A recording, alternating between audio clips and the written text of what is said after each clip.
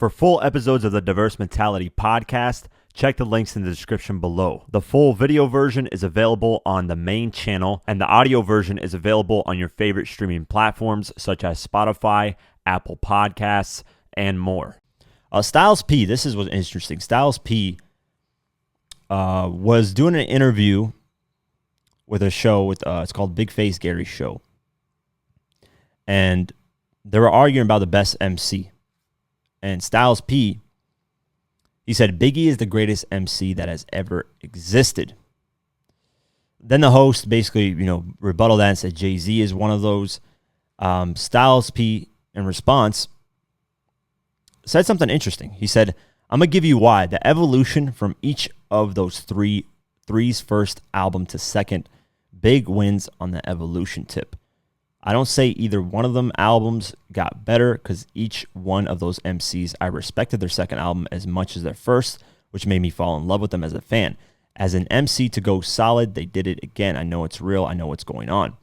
Then he said Big's second album was global. Do you understand what I'm saying? Styles asked. Global. That was different. He hit a different chamber and level to even have the audacity to say my second is going to be my second and third one. So, what is he saying when he means by that? Which is an interesting take because that's usually, like, look at Nas, right? His first album is like, automatically people are like, it's a classic, perfect. The second album comes out.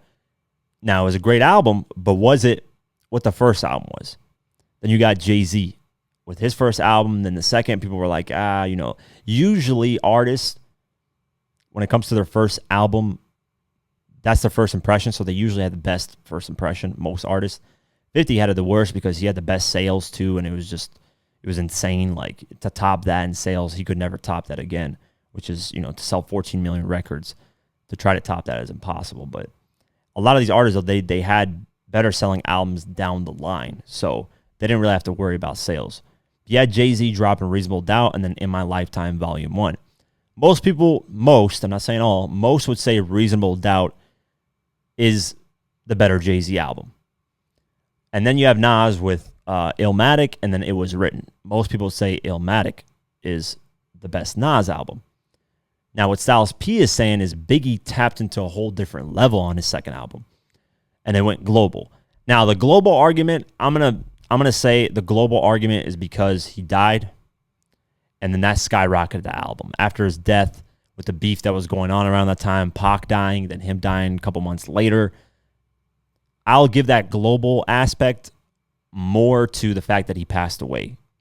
Because Ready to Die ended up becoming a commercial success as time went on. The album is what? I don't even know what the RIA scans on this shit is. Let's see. Sales. Commercial performance. It is 6 times platinum as of now. So as of April 2018. 6 times platinum. That's his first album. Then you have his second album, Life After Death, which is still a crazy album title, man. Life After Death. This album has done 5 million. Let's see. This is in 2000. Oh, the album's already diamond. This was the double disc, right? Was it double disc? He said you have to do it twice. Yeah, so double disc album. That's why he's saying to do it twice, 2 and 3. So technically you can count this as his second and third album. And then he had Hypnotized, More Money, More Problems, all of these records, which skyrocketed him, obviously made him a huge star. But to say that's why Biggie is the greatest, you could argue, I don't know. What about Eminem? Eminem, the Slim Shady LP, and then the Marshall Mathers LP.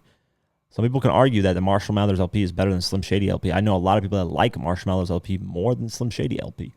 What else? What is a tyrant of an album artist who did Kanye West, his first album, College Dropout? Then you had, what was the other album? I forget some of these album titles, man.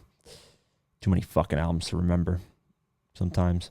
College Dropout, and then you had Late Registration. I mean, some people argue Late Registration is better than College Dropout. But I think Styles P's main point is that he just blew up. Biggie got huge. And the fact that he dropped a double disc album, because that could technically be his third album. That's his argument, which was interesting. A very interesting take. For me, though, I view Biggie as one of the greatest, obviously, but I don't know. I don't know if I view it the way he's viewing it. I think his death had a huge part in him selling so well and going global, because once you die, most of the time your shit skyrockets. I mean, look at Pop Smoke. Let's be honest here. Let's 100% be honest. I don't think he would have done the numbers that he's doing right now consistently if he hadn't passed away. I think people miss him. They loved the album when it came out, but he had 70 to 80% of the album done. Now, would the reception be as big? Who knows? We don't know. But I think passing away definitely skyrockets you. And you start, I can only imagine what Nipsey Hussle's album is going to do. Like, I can't even imagine. I think they previewed a track. I don't know if it was a new track. It didn't sound new. But they put something on Instagram, and I'm hoping they release an album. And who knows, that might skyrocket. Because I know when Nipsey passed away, the album went platinum. It ended up going platinum because people were streaming it. It went back up. It debuted.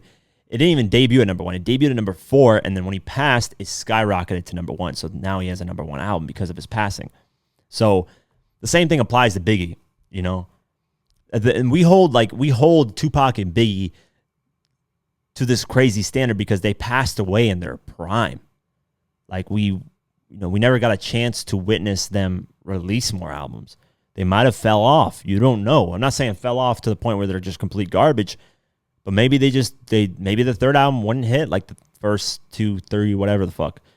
Sometimes that happens. So imagine if 50 passed away when Get Rich or Die Trying came out. Or Eminem passes away when Marshall Mathers LP drops. Or, hell, Nelly. We would be considering Nelly one of the fucking best after his second album drop. He was doing 10 million copies.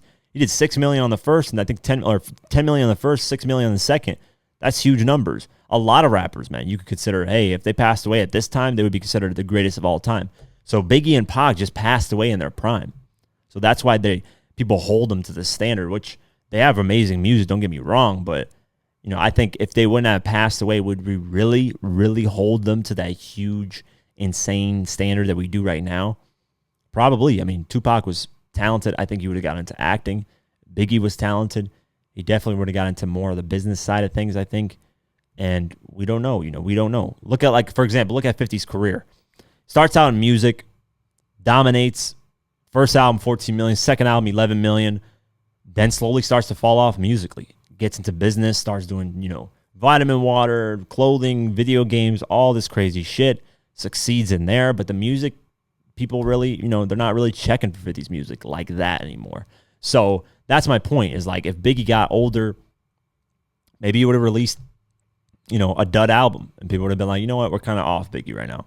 Or maybe he would have stuck to an old sound. People are like, you know what, we're rocking with this new sound. Sorry, Biggie. Because we're stuck with this image that we have of Biggie at that moment, at that what that sound was and everything. It's like Dr. Dre passing away after The Chronic or The Chronic 2001. It's like, I don't know. They are definitely one of the best. The run that they had, whatever run that they had at that point, was one of the best.